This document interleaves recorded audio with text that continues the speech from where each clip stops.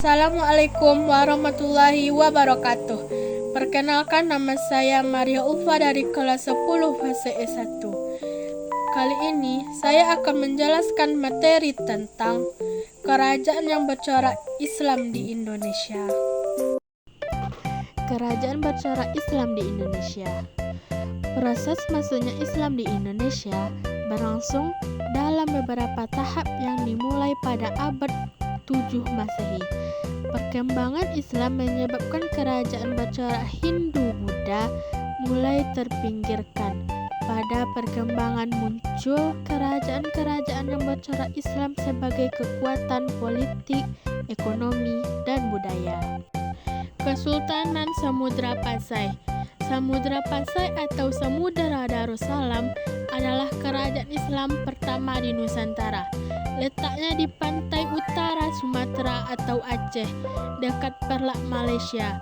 Kerajaan sultan ini didirikan oleh Marasuli yang bergelar Malik Al-Saleh sekitar tahun 1267. Sejarah yang menyebutkan tentang keberadaan ini adalah: yang pertama, berita Marco Polo tahun 1292. Saat ia singgah di Sumatera, ia mendapati penduduk setempat beragama Islam. Yang kedua, berita Ibnu Batutah tahun 1304 sampai 1368. Ia menuturkan masyarakat pedagang di kerajaan ini sebagai besar beragama Islam.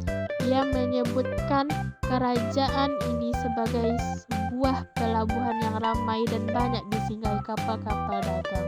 Yang ketiga, Hikayat Raja-Raja Pasai merupakan karya berbahasa Melayu yang bercerita tentang kerajaan Islam pertama di Nusantara, Samudra Pasai, atau menurut Dr. Rusella Janes, kerajaan Samudra Pasai mengalami perkembangan perekonomian yang cukup pesat akibat dari kondisi memiliki peranan sebagai bandar transit. Letaknya sangat strategis di Selat Malaka yang dilintasi para pedagang dari berbagai penjuru dunia. Masa kejayaan kerajaan Samudra Pasai berlangsung saat dipimpin oleh Mahmud Malik Az-Zahir. Sultan Mahmud Malik Az-Zahir adalah raja ketiga Samudra Pasai yang memerintah dari tahun 1326 sampai 1345.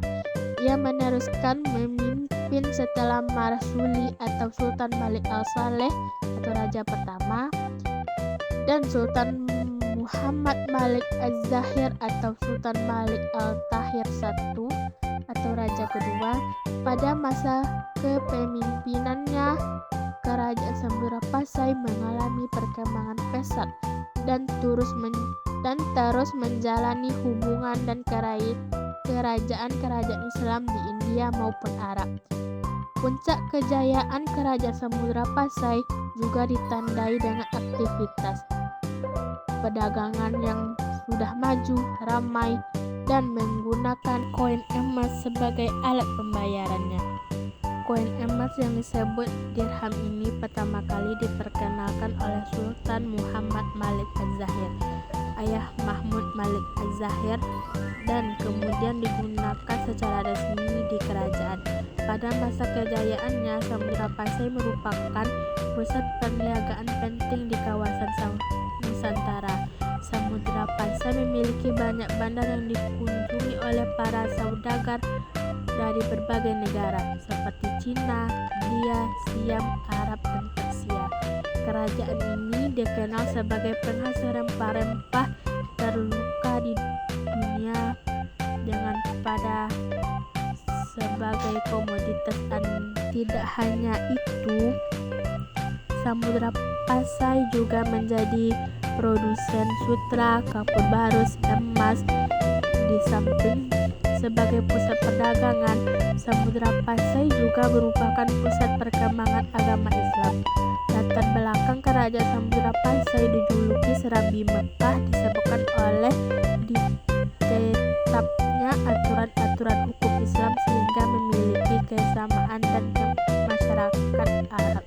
Menurut Ibnu Battuta Pemerintah Sultan Samudra Pasai disebut sebagai sosok menjunjung tinggi agama dan berhasil mengislamkan penduduk di daerah sekitarnya. Masa kejayaan Samudra Pasai juga dipengaruhi oleh lemahnya pengaruh kerajaan Sriwijaya.